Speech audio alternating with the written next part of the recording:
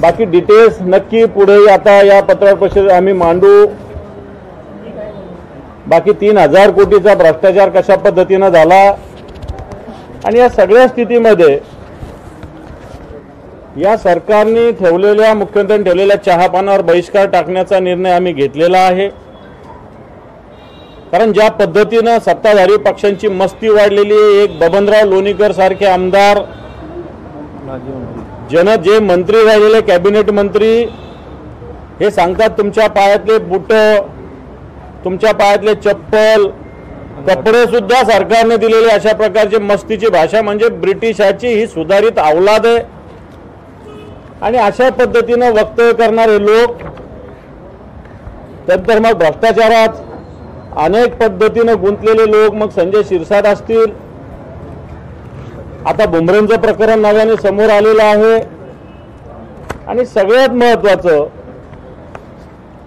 मराठी या भाषेवर या महाराष्ट्रात होत असलेला अन्याय, हिंदीचं सक्तीकरण करण्याचा प्रयत्न, नवे सक्तीकरण करणार, या सगळ्या विषयाला धरून या सरकारच्या चहापानाला जाणं आम्हाला संयुक्तिक वाटलेलं नाही।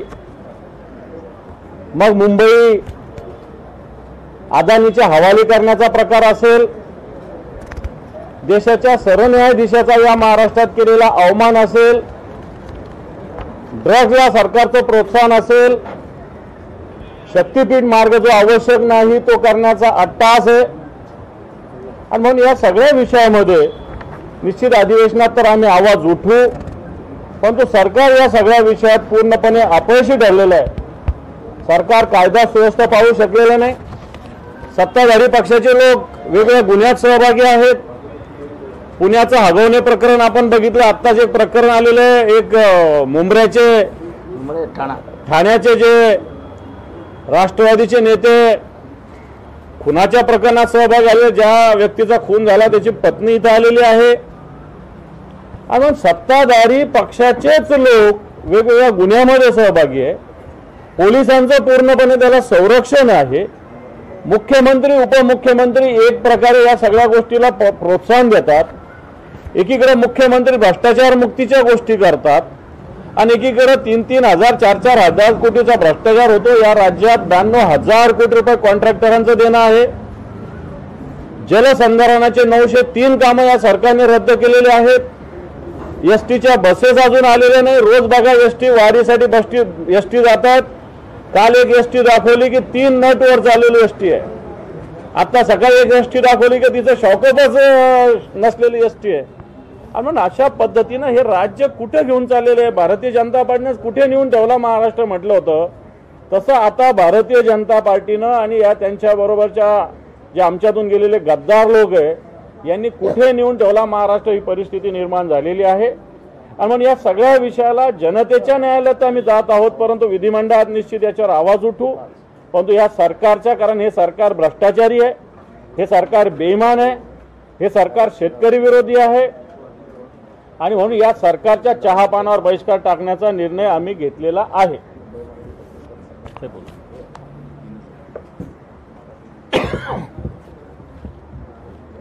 उद्यापासून अधिवेशन सुरू होतं आणि आपल्याला माहिती असतं की पूर्वी संध्येला चहापाण्याचा कार्यक्रम असतो।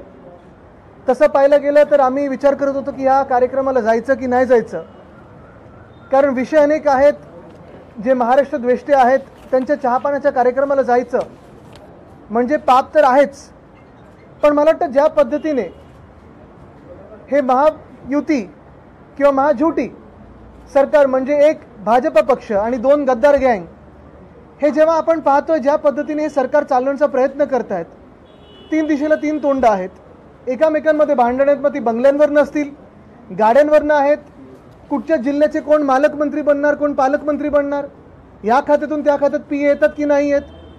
आणि मग हेच नाही तर मुख्यमंत्र्यांसमोर जाहीरपणे हे पण सांगतात की माझा फंड ह्यांनी चोरला, त्यांचा फंड त्यांनी चोरला। कदाचित त्यांच्यामध्ये देखील अजूनही थोडं एक कोऑर्डिनेशनची गरज आहे आणि म्हणून आम्ही हा निर्णय घेतला की चहापानाच्या कार्यक्रमामध्ये एकामेकांची तोंड तरी बघतील ते। आणि जे सोबत 2 आलेले आहेत त्याच्यात दाग अच्छे आहे ही भाजपची नवीन टॅगलाईन जरी झाली तरी भ्रष्टाचाराचे दाग घेऊन अनेक लोक जे त्या मंत्रिमंडळात बसले असतील किंवा त्या चहापाण्याला जातील कदाचित मुख्यमंत्री त्यांना पहिल्यांदा बघतील किंवा त्यांना पुन्हा एकदा आठवण होईल की होय ह्यांच्यावरच मी आरोप केले होते, कोणाला जेलमध्ये टाकणार होते, कोणावर काय आरोप लावले होते, कोणी ईडी कोणाच्या मागे लावली होती. आणि हेच सगळं पाहता आपण पाहतो आता की भ्रष्टाचारी सरकार भाजपचं जे झालेलं आहे त्याच्यात सगळ्यात मोठा घोळ आणि कदाचित आता घोटाळा देखील समोर येत आहे. तो म्हणजे कालच आपण पाहिलं, मी पत्रकार परिषद घेत असताना 25 लाख विद्यार्थ्यांमधून पहिली यादी जाहीर केली ती 11वीच्या प्रवेशाची. कदाचित आम्ही आंदोलनाचा एक हाक मारली होती, त्यानंतर घाबरून ती यादी जाहीर केली असेल, पण रात्री कळायला लागलं. अनेक पालकांनी आम्हाला फोन केलेले आहेत, अनेक लोकांनी आम्हाला, विद्यार्थ्यांनी मेसेज केलेले आहेत की जी काय पहिली यादी जाहीर झाली आहे त्या पहिल्या यादीत देखील अनेक मोठे गोंधळ झालेले आहेत. आणि कदाचित त्या यादीमध्ये लोकांना टाकण्यासाठी किंवा कुठचं कॉलेज कोणाला देण्यासाठी दादा भुसे जे मंत्री आहेत त्यांनी भ्रष्टाचार केलाय का, पैसे खाल्लेत का, हा देखील एक मोठा प्रश्न आमच्या समोर येतो. कारण हेच ते दादा भुसे आहेत ज्यांनी आपल्या शाळेंवर पहिलीच्या विद्यार्थ्यांवर हिंदी विषय हा लादण्याची सक्ती महाराष्ट्रात त्याची अंमलबजावणीचं GR काढलेलं आहे.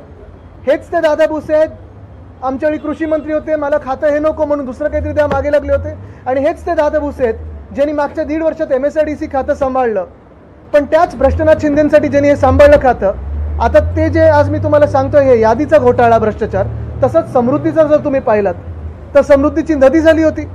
म्हणजे ज्या हायवेला माझ्या आजोबांचं वंदनीय हिंदुराव सम्राट बाळासाहेब ठाकरेंचं नाव दिलं, दुर्दैव हे आहे की समृद्धी महामार्गावर खड्डे पडलेले आहेत. त्याच समृद्धी महामार्गावर आज नदी वाहत आहे. आणि आजची बातमी आहे की मुंबई पुणे महामार्गावर चुकीचे फाईन जवळपास 12.5 कोटी 6 लाख गाड्यांना हे चुकीच्या फाईन मारलेत कारण MSRDCनी घोटाळा केलेला. पण हा काही घोटाळा किंवा हा भ्रष्टाचार एवढ्यालाच सीमित नाहीये. 3,000 कोटीचा घोटाळा म्हणजे आपल्याला आठवत असेल 3 ऑक्टोबरची पत्रकार परिषद माझी मागच्या वर्षीची, MSIDCचा घोटाळा, MMRDAचा घोटाळा, गायमुख ठाणे उन्नत महामार्ग आणि मग तो बोगद्याचा असेल, 17,000 कोटीचं टेंडर काढलं, आता 14,000 कोटीवर आलंय. हेच 3,000 कोटी असतील किंवा हे सगळे जे पैसे प्रत्येक कॉन्ट्रॅक्टमधून, लाडक्या कॉन्ट्रॅक्टर ह्या स्कीममधून जे काढलेले आहेत तेच पैसे अनेक राजकीय व्यक्तींना फोडण्यासाठी वापरले जातात. तेच पैसे पक्षाच्या बळकटीकरणासाठी केले जातात. आणि त्याच पैशांमुळे तुम्हाला आता कळलं असेल भ्रष्टनाथ शिंदेना सुरत, गुवाहाटी आणि वॉशिंग मशीनमध्ये उडी मारायला लागली.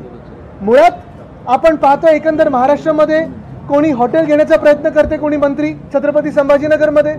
दुसरं एक पाहिलं असेल ज्वलंत हिंदुत्वाचं उदाहरण म्हणजे बुमरे याच्या ड्रायव्हरनी सलारजंगची प्रॉपर्टी फुकटात घेतलेली आहे. हे अशा अनेक गोष्टी आहेत.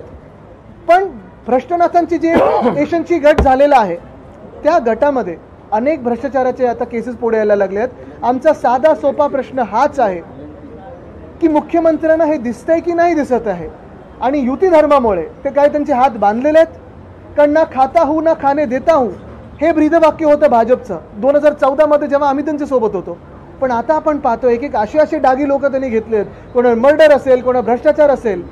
युती धर्मामुळे काय मुख्यमंत्री महोदय हात बांधून बसलेत की डोळे बांधून बसलेत हाच मोठा सवाल आहे. आणि हे विषय नुसतं आम्ही अधिवेशनात घेणारच नाही तर आमची अपेक्षा ही असेल की मुख्यमंत्री महोदयांनी यांच्यावर कारवाई करावी आणि उत्तर महाराष्ट्राला द्यावं. कारण उत्तर आम्ही नाही मागत आहे, महाराष्ट्राची प्रत्येक व्यक्ती मागत आहे.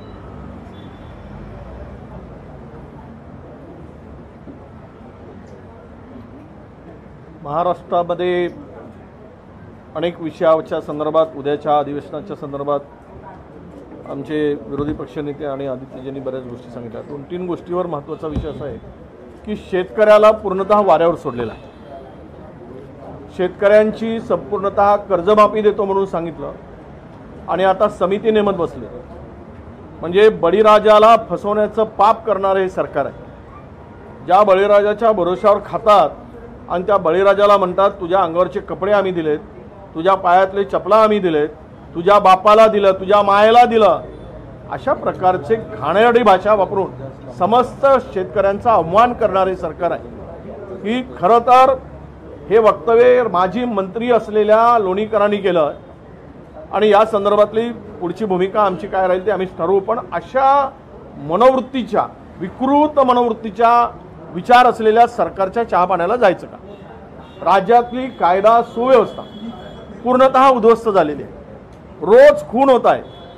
बलात्कार होत आहेत, काही कायद्याचा धाक राहिलेला नाही, पोलिसांचा धाक राहिलेला नाही, आणि हे सरकार मस्तपणे मस्तगुल होऊन टक्केवारी आणि जिल्हे वाटण्याच्यासाठी एकमेकाशी भांडत आहे. वाट्यावरून भांडणं सुरू झालेली आहेत तिघांची, आणि वाटा मिळवण्यासाठी कुठल्याही स्तरावर जाण्याची मानसिकता यांची दिसते आहे. म्हणजे एकमेकाच्या खात्यावर निधीवर डोळा ठेवू नयेत, हे डोळा ठेवून यासाठी आहेत की यांना डोळा मारून घ्यायचा आहे, म्हणून एक दुसऱ्याच्या खात्यावर यांना जनतेच्या कामावर डोळा ठेवायचा, जनतेच्या प्रश्नावर यांचा डोळा नाही आहे. यांचा डोळा कुठे आहे तर निधीवर डोळा आहे. अधिकाधिक निधी मिळवायचा आणि त्यातून आपली टक्केवारी काढायची. आपल्याला माहीत असेल की महाराष्ट्रामध्ये अवकाळी पाऊस मोठ्या प्रमाणात आला आणि त्यामध्ये प्रचंड नुकसान झालं. 2 वर्षापासून 1 रुपयाही शेतकऱ्याला मिळालेला नाही. या सगळ्या नैसर्गिक आपत्तीमध्ये झालेल्या नुकसानीचं पैसेच मिळत नाही. आणि मग अशा सरकारच्या चहा पाण्याला काय जायचं आम्ही, ज्यांना महिलाचं संरक्षण करता येत नाही, ज्यांना कायदा सुव्यवस्था नीटपणे हाताळता येत नाही, ज्या भ्रष्टाचारामुळे प्रचंड अखंड बुडालेलं हे सरकार आहे. तुम्हाला माहीत असेल की सुप्रीम कोर्टाच्या निर्णयानंतर 3,000 कोटी रुपयेचा भ्रष्टाचार त्या ठिकाणी झालेला दिसून आला. म्हणजे 3,000 कोटी रुपये त्याच्यावर ब्रक काढायलाही तयार नाही. इथे कुठलंही काम पैसे दिल्याशिवाय होत नाही. खालून वरपर्यंत निधी मिळवायची असेल तरी टक्केवारी मोजावी लागते, तरच मंत्रालयातून पैसे सोडले जातात. अशा म्हणजे आपण पाहिलंय की कांदा उत्पादक शेतकऱ्याला वाऱ्यावर सोडलं, हमी भावाचा पत्ता नाही, कापसाला भाव मिळत नव्हता, सोयाबीनला भाव नाही. या मधातल्या पावसानं दडी मारल्यामुळे कापसावर वाणी नावाची किडी आली आणि ते प्रचंड उगवलेलं कोंब फस्त करून गेली. कुठलेही पंचनामे नाही किंवा मदतीचा त्यामध्ये कुठेही प्रावधान नाही. म्हणून अशा या सगळ्या अनेक प्रश्न आहेत की ज्यामध्ये या सरकारने सत्तेवर आल्यानंतर जनतेला वाऱ्यावर सोडलंय, बेरोजगारांना वाऱ्यावर सोडलंय, अनेक निर्णय फिरवलेत. खाजगी कंत्राटी पद्धतीनं ज्या कंपन्यांना काम दिलं होतं त्याला स्थगिती दिली, परत ते काम पुन्हा सुरू केलं आणि सगळ्या बेरोजगारांची फसगत चालली. प्रचंड मोठ्या प्रमाणावर कंत्राटीकरणाचं काम सुरू झालं. ज्या राज्यामध्ये पोलीस, महिला अधिकारी सुद्धा सत्ताधाऱ्यांच्या पुढे सुरक्षित नाहीत, तिचा सुद्धा विनयभंग केला जातो. म्हणजे इथपर्यंत हिंमत या सगळ्यांची गेलेली आहे. म्हणून आम्ही या चहा पाण्याच्या कार्यक्रमावर बहिष्कार टाकायचं ठरवलं आहे. अनेक मुद्दे आहेत, तुम्हाला त्याचं निवेदन सगळ्यांना त्यानंतर मिळणारच आहे. पण इतका नालायक सरकार महाराष्ट्राच्या इतिहासात कधी झालं नाही. हे सरकार, अशा पद्धतीचं सरकार आपल्याला बघायला मिळत आहे. प्रश्न काय तुम्ही बोल. गेले काही दिवस म्हणजे हे सरकार स्थापन झाल्यापासून महाराष्ट्र राजकीय दृष्ट्या उद्ध्वस्त झाला आहे. या तिघांमध्ये समन्वय नाही हे स्पष्टपणाने सामोरे येत आहे. उघडपणाने कोणीतरी व्हिडिओ बाहेर काढतो, कोणीतरी काळी पूजा होत असल्याचं दाखवतो. ते काळी पूजा करतात का काय करतात याची आम्हाला काही घेणं देणं नाही. पण प्रश्न आहे की पुरोगामी महाराष्ट्रामध्ये या काळ्या पूजेला एवढं महत्त्व कधीपासून यायला लागलं, याच्यातनं काय प्राप्त होतं. जिथे जावं तिथे नगरसेवक फोडण्याचे प्रकार सुरू झालेले आहेत. हे नगरसेवक फोडताना 3-3 कोटी 5-5 कोटी घेतल्याचं दिल्याचं दावा छुपेपणाने उघडपणाने त्यांच्याच पक्षातली लोक करतात, कारण का त्यांच्याच पदाला धोका निर्माण झालाय. हे येतात कुठून. तुम्ही 3,000 कोटी रुपये एकाच टेंडरमधनं खाणार असाल, एका टेंडरमधनं 3,000 कोटी रुपये, काय होणार आहे महाराष्ट्रात. मला आजही आठवतं की 1989 साली बोफोर्सचा घोटाळा झाला, असं बोंबोंब झाली, स्कॅम झाला आणि 65 कोटी रुपये घेतले असा आरोप जॉर्ज फर्नांडिस यांनी तत्कालीन कैलासवासी राजीव गांधी यांच्यावर केला. राजीव गांधींचा त्याच्यानंतर झालेल्या निवडणुकीत दारुण पराभव झाला. 65 कोटी रुपयामध्ये अख्खं केंद्र सरकार उलटलं. इथे सर्वोच्च न्यायालयाचे न्यायाधीश सर्वोच्च न्यायालयाचे न्यायाधीश बोर्ड असं दाखवतात आणि सांगतात याच्यात 3,000 कोटीचा गफला आहे. तुम्ही मागे घेता टेंडर का आम्ही याच्यावर काही करावं? अख्खं सरकार सुप्रीम कोर्टात खाली धावत जातं. दुसऱ्या दिवशी टेंडर मागे घेतं, पण मागे घेताना हे तर सिद्ध झालं ना 3,000 कोटीचा घोटाळा आहे. 3,000 कोटी? अरे काय तुमच्या बाचे पैसे आहेत का? आमच्याच 12 कोटी जनतेचे पैसे तुम्ही असे खाणार आणि असे मुक्त हस्ताने वाटणार जुगारात. हा जो राजकीय जुगार सुरू झालाय तो केविलवाणा आणि किळसवाणा आहे. कायदा आणि सुव्यवस्थेबद्दल न बोललेलं बरं. आम्ही त्याच्यात मांडलंय की नांदेडला आठवड्याला 1 खून होतोय. महाराष्ट्रामध्ये महिलांवरचे अत्याचार वाढले. खोटानाट्याची स्पर्धा सुरू झालेली आहे. जे ठाण्याच्या केसबद्दल विरोधी पक्षनेते बोलले, सगळे पुरावे हातात असताना देखील पोलीस कारवाई करायला तयार नाहीत. म्हणजे कन्फेशन आहेत आरोपींचे की आम्हाला खून कोणी करायला सांगितला, काही पोलीस करायला तयार नाहीत. हे का चालू आहे? सत्ताधारी पक्षाची लोक खून करणार असतील आणि सत्ताधारी पक्ष त्यांना वाचवणार असेल तर कायदा आणि सुव्यवस्था राहणार कशी? लोकांची हिंमत वाढायला लागली. स्वतःच्या पॉलिटिकल मेमोरेंडम मध्ये सांगतात की कर्जमाफी करणार आणि त्याच कर्जमाफीबद्दल बोलतात आम्ही बोललोच नाही. अरे काय तुमचा काय शेतकरी तुम्हाला लाचार वाटतो की काय? तुझ्या माईला पैसे आम्ही दिले, तुझ्या बापाला पैसे आम्ही दिले, तुला पैसे आम्ही दिले. अरे तुझ्या जीवावर जगतो की काय आम्ही? लोणीकरांनी लोणी खाल्लं असेल, महाराष्ट्राच्या जनतेने खाल्लेलं नाही.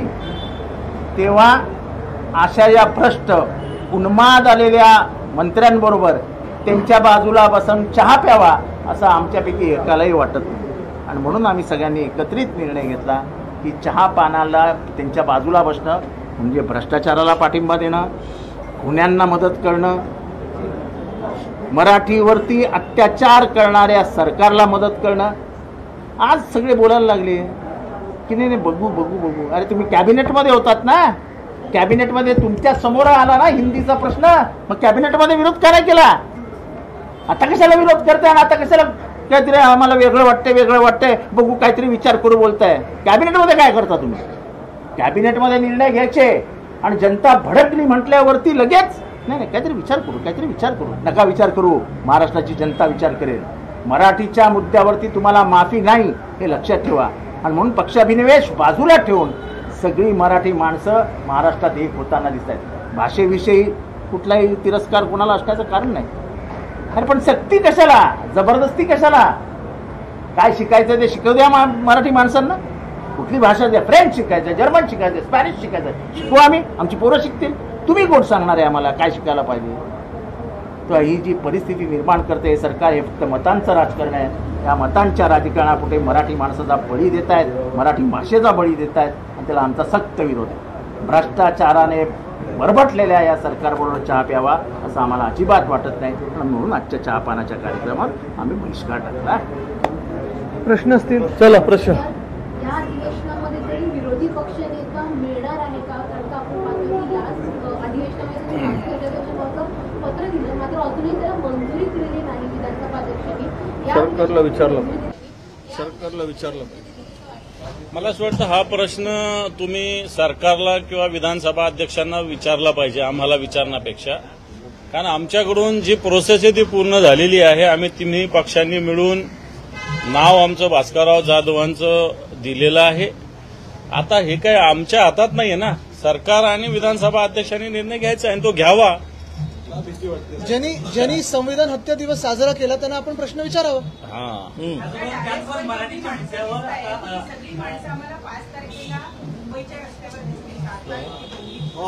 नक्की सगळे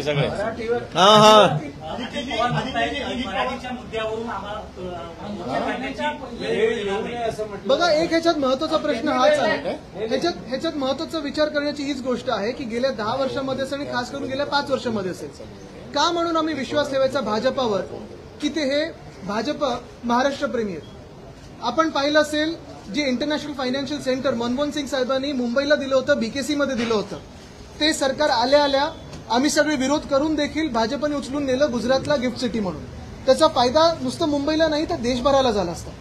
दुसरी गोष्ट, भाजपच्या सरकारमध्ये गेल्या 5 वर्षात आपण पाहतोय, मग मिंदेंचं सरकार असेल किंवा भाजपचं सरकार असेल, गेल्या 2.5-3 वर्षामध्ये Vedanta Foxconn, Airbus Tata, bulk drug park, medical device park हे सगळं नेलं त्यांनी गुजरातला आणि अनेक त्यांच्या राज्यांमध्ये. तिसरी गोष्ट आपण पाहतोय, गेल्या 2.5 वर्षाच्या काळामध्ये मिंदेंचं सरकार असो किंवा भाजपचं सरकार असो, आता भाजपचं सरकार आलंय, तुम्हाला मराठी बोलण्याची गरज नाहीये, आम्ही ज्या भाषेत बोलायचं ते बोलू, हे एका दुकानात जाऊन मराठी माणसावर दादागिरी भाजपच्याच सरकारमध्ये कशी होऊ शकते? व्हेज नॉनव्हेजचा जो विषय होता की तुम्ही खराब लोक आहात, तुम्ही मराठी लोक आहात, तुम्ही मटन मांस मच्छी खाता, हे बोलण्याची हिंमत महाराष्ट्रामध्ये असेल, मुंबईमध्ये असेल, भाजपचंच सरकार आमच्या डोक्यावर बसल्यानंतर कोणाची होऊ कशी शकते? आणि मग आता कुठेही हा प्रश्न नसताना, खरं तर काही विषय आणण्याची गरज नव्हती, आपापल्या शाळेंमध्ये आपापले विषय चालू असतात, वेगळे वेगळे विषय भाषा चालू असतात.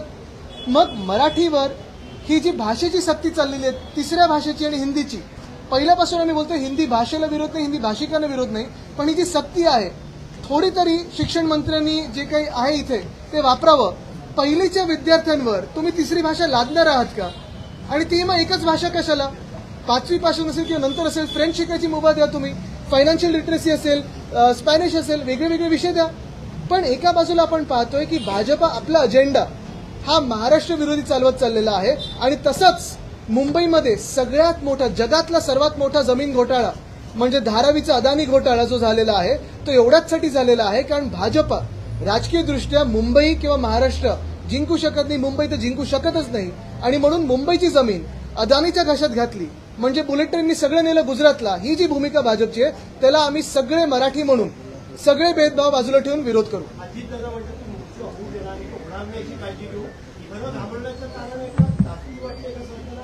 बघा, होऊ देणार नाही, होण्याची गरज नाही आणि होऊ देणार नाही याच्यामध्ये फरक आहे. होऊ देणार नाही म्हणत असतील आणि पोलिसांचं बळ लावत असतील, कितीही बळ लावलं तरी आम्ही ते तोडून मोडून पुढे जाऊ.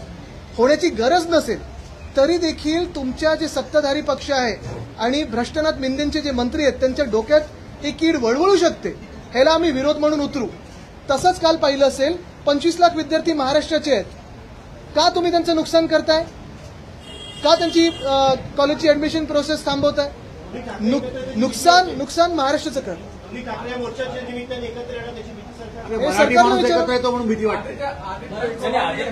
मराठी होऊन दे मग येतो. अजित पवारांचं जे स्टेटमेंट आहे ते असं म्हणाले की मोर्चा काढण्याची वेळ येऊ नये यासाठी आम्ही प्रयत्नशील आहोत. जी एक शक्यता व्यक्त केली जाते की हा अध्यादेश कदाचित आज किंवा उद्या अधिवेशनाच्या काळात मागे घेतला जाऊ शकतो. एक समिती स्थापन केली जाऊ शकते तज्ज्ञांची आणि त्यानंतर समिती वगैरेची गरजच नाही. त्या समितीला देखील आमचा विरोध आहे कारण पहिलीपासून जर तुम्ही तिसरी भाषा लादणार असाल आणि एकच ही हिंदी भाषा लादणार असाल आमचा विरोध राहील. जीआरच का काढला? मुख्य गोष्ट म्हणजे जीआर का काढला तुम्ही? आणि परत एकदा मी तुम्हाला सांगतो, युती धर्मामुळे असं काही झालंय का की फडणवीस साहेब हतबल झालेत? म्हणजे तसं युपीए बद्दल भाजप आणि आम्ही सगळे एनडीए बोलायचो की प्रधानमंत्री चांगले आहेत पण हतबल आहेत, कोअलिशन धर्म आहे. तसं आज कोअलिशन धर्माची अडचण मुख्यमंत्री महोदयांवर येते का? आणि परत त्याच्याही पुढे जाऊन तुम्हाला सांगतो, काल जो मी शंका जी उपस्थित केलेली आहे की मुख्यमंत्र्यांना अडचणीत आणण्यासाठी भ्रष्टनाथ मिंदेंचे मंत्री काही प्रयत्न करतात का, हा देखील विचार आपण करणं गरजेचे आहे.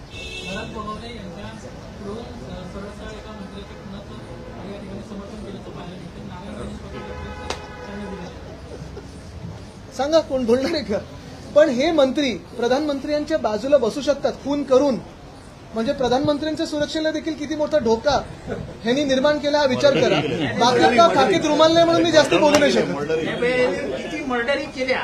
मर्डर म्हणजे एक होतो, मर्डरी म्हणजे अधिक. या केसी आणि मर्डरी याच्याबद्दल जर काय अधिकची माहिती असेल तर महाराष्ट्राच्या गृहमंत्र्यांना म्हणजे मुख्यमंत्र्यांना हात जोडून विनंती आहे, या मर्डरीबद्दल आणि या केसीबद्दल आपण अधिकची माहिती माननीय गोगावले साहेबांकडनं घ्यावी आणि महाराष्ट्राला पुढील ज्ञान द्यावं. आणि त्याच्यात कोंबड्या मोजू नका म्हणजे बाकीचं कायदेशीर पोलिसांनी बोलवलं पाहिजे. एक खरोखर ह्याच्यात नाही, एक खरी गोष्ट ह्याच्यात आहे. म्हणजे गंमत जरी बाजूला ठेवली आपण तरी एखादा जबाबदार मंत्री हे वक्तव्य करू शकतो. हा, जे केंद्रीय मंत्री राहिले त्यांच्याबद्दल पोलिसांनी त्यांना बोलवून त्यांचा जबाब घेतला पाहिजे की नक्की काय तुमच्याकडे माहिती आहे, चौकशी दोघांवर केली पाहिजे की कुठच्या मर्डर झाल्या आहेत, कुठचे आरोप झालेले आहेत, आणि हे खरं मुख्यमंत्र्यांनी बोलून घेतलं पाहिजे. कारण जर असे मर्डर करणारा व्यक्ती प्रधानमंत्र्यांच्या बाजूला कॅबिनेटमध्ये बसत असेल तर प्रधानमंत्र्यांच्या देखील आपण पाहतो सुरक्षेला मोठा धोका आहे. कोणाची?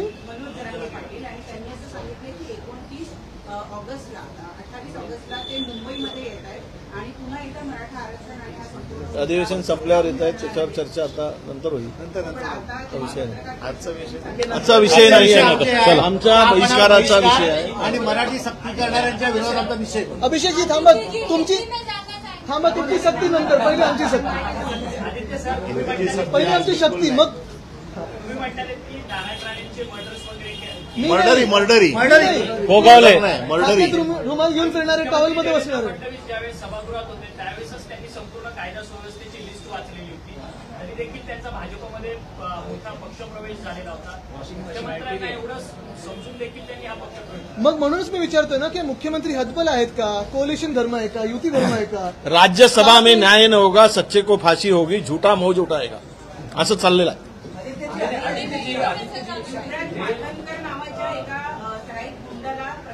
प्रवेश दिलेला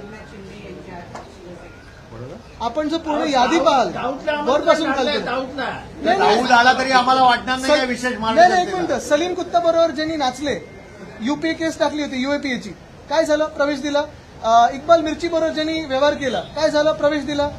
मुख्य गोष्ट हीच मंत्र्यात असे लोक बसायला लागतील तर मग बाकीच्या लोक. फरक एवढाच, फरक आदित्यजी एक मिनिट, आदित्यजी म्हणाले फरक एवढाच आहे, तो कुत्ता होता आता डॉगी झालाय.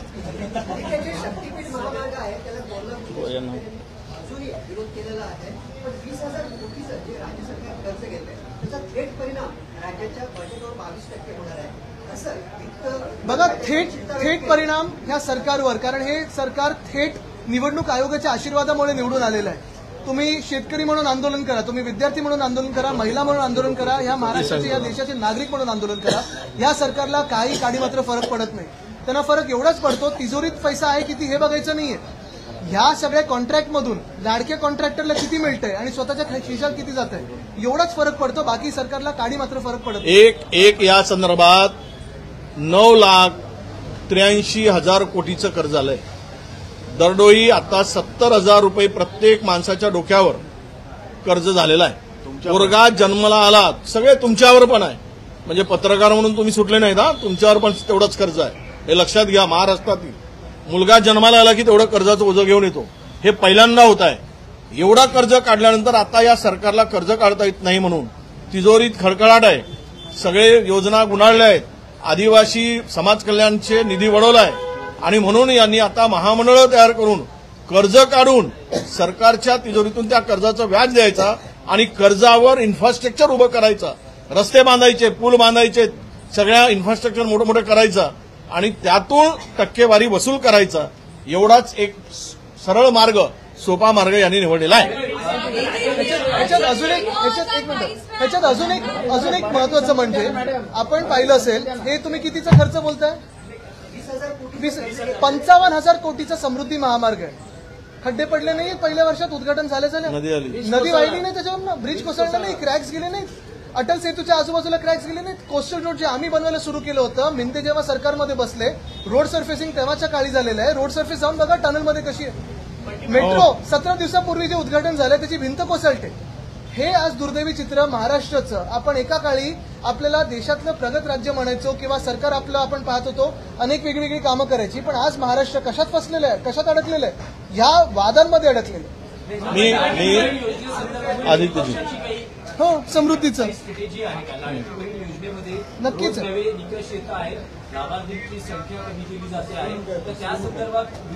तुम्ही आता उद्यापासून पाहाल आमची लढाई सुरू. हे बघा,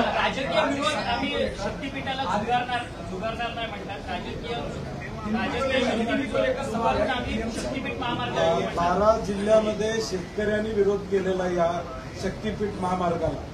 आम्ही ज्यावेळी राजकीय मंडळी यात पडतो त्यावेळी शेतकरी आमच्याकडे येतात म्हणून पडतो आणि म्हणून याला राजकीय कलर देण्याचा प्रयत्न सरकार करते.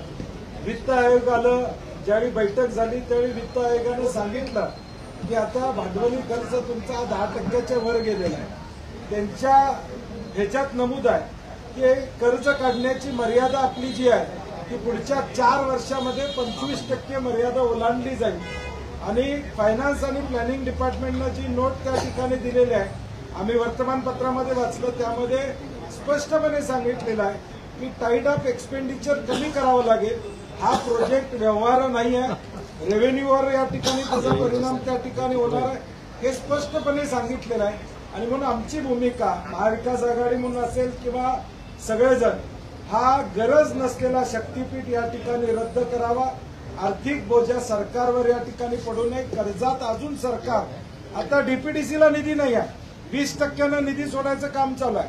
शासनानं GR काढलाय, जे बजेटरी तरतूद आहे त्यातले 60% पैसे खर्च होत आहेत, बिलं दिली जात नाही.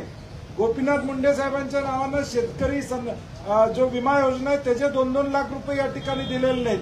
अशी अवस्था असताना हा शक्तीपीठ गरजेचा नाही. याला राजकीय कलर देऊन शेतकऱ्यांना या ठिकाणी अडचणीत आणण्याचा प्रयत्न सरकारचा चालू.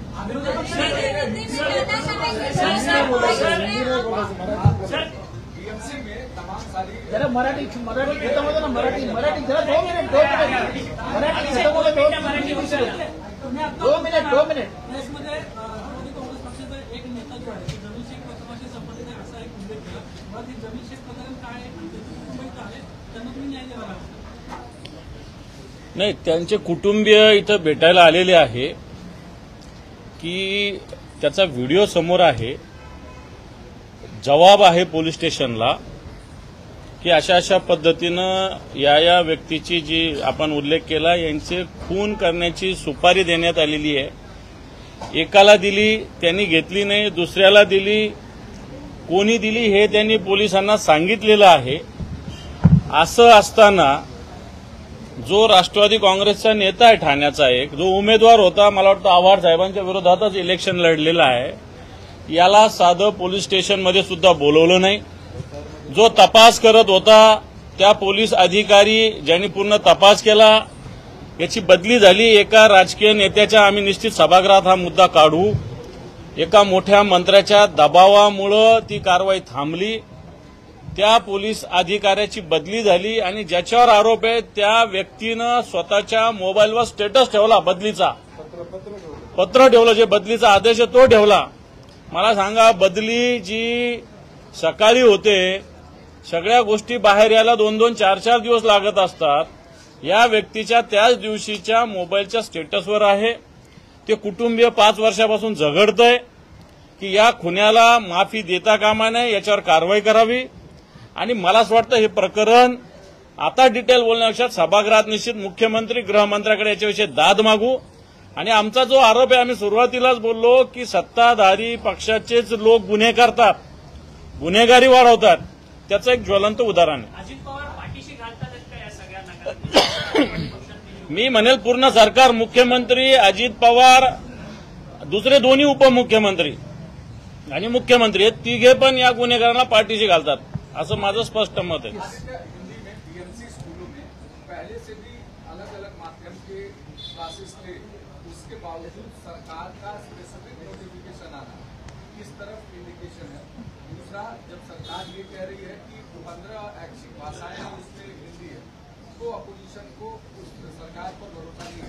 पहली बात यही रहती है कि महाराष्ट्र में जो दादा भूसे मंत्री हैं, उन्होंने इतना बड़ा विषय ऐसे ही एक GR के माध्यम से उसको निपटने की कोशिश की.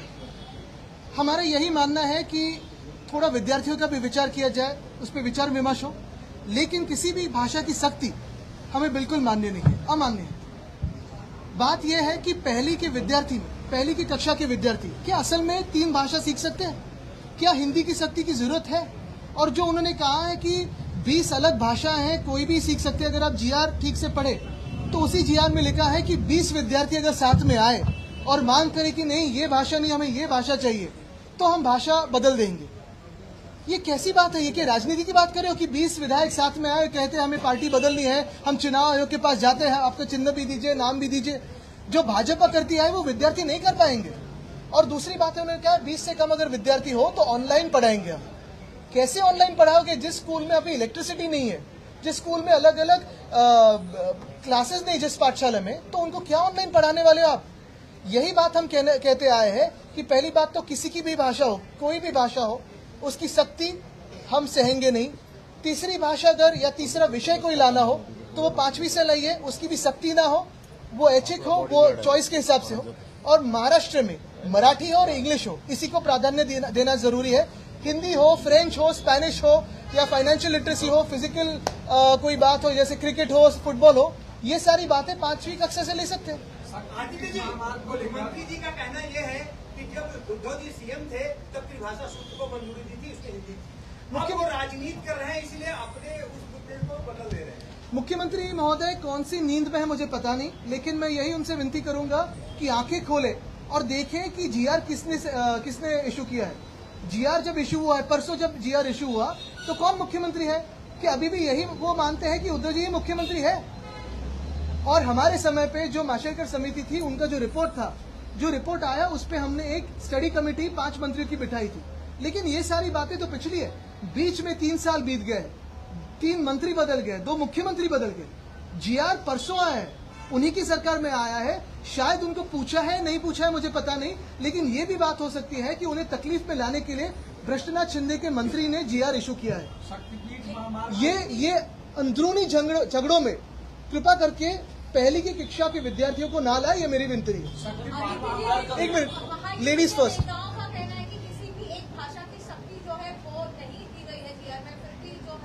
तो चलो बहस करें हमारे साथ। अगर हिंदी अनिवार्य है पहली कक्षा से, तो फिर क्या इसे सख्ती नहीं कहते?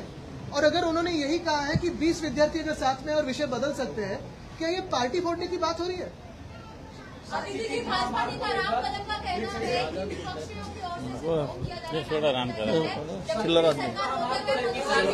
देखिए, मैं यही बात कहना चाहता हूं कि आज महाराष्ट्र में पूरा अगर आप एक वातावरण देखें तो यही हम मानते हैं कि भाजपा महाराष्ट्र के खिलाफ है।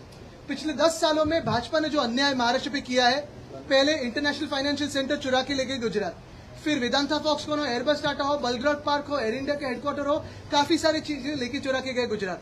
अगर किसी के फेस्टिवल्स पे, किसी के त्योहारों पे बंदी लाए तो हमारे मराठमोड़े जो गणपति बप्पा है, उनके पीओपी के आइडल्स पे वो बंदी ला रहे हैं। क्यों ना हम माने कि भाजपा महाराष्ट्र विरोधी है। सारी की सारी अगर मुंबई की ताकत देखिए, कम करने की कोशिश कर रही है भाजपा। आज मुंबई हो, महाराष्ट्र हो, इसका महत्व कम करने की जो कोशिश भाजपा कर रही है, उसके खिलाफ हम लड़ते रहेंगे। और मुझे विश्वास है कि सारी महाराष्ट्र की जनता और सारी महाराष्ट्र प्रेमी जनता साथ आके इसका विरोध करेगी। किसानों का विरोध नहीं है, सिर्फ कुछ पॉलिटिशियंस या कुछ, क्योंकि यही भाजपा है जिन्होंने पंजाब और हरियाणा के किसानों को माओवादी कहा था, उग्रवादी कहा था, अतिरेकी कहा था।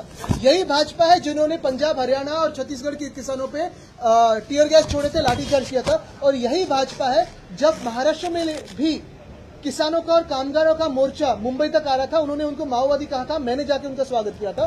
तो ये भाजपा किसानों के खिलाफ है, कामगारों के खिलाफ है, महाराष्ट्र के खिलाफ है। धन्यवाद। चलो।